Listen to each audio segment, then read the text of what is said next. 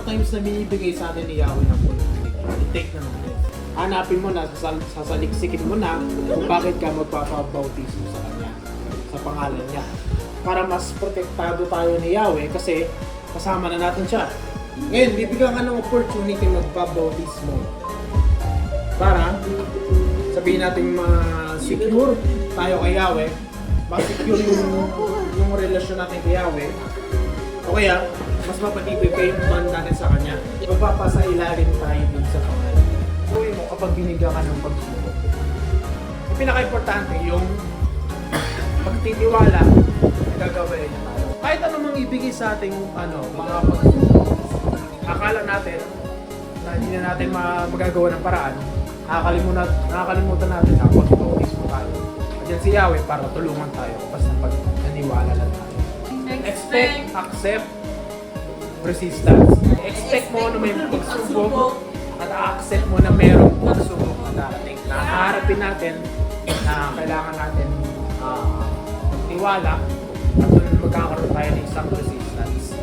Mariresist natin yung mga pagsubok. Harapin natin at mapapatagumpayan natin yung binibigyan ng pagkakataon na magpasailalim o magpamiyembro o magpapasok sa kawan niya. Para sa tao, open sa lahat. Okay? Open sa lahat. Pero yung apoy, piling lang yun. Piling tao lang yun. Yung sa Espiritu, binababa yung bautismo sa Espiritu pag nagkaroon na ng pag-iisa ng isip sa kanang diwa. Yun yung mag-hold na magkakaroon tayo ng isang isip, isang puso, isang diwa.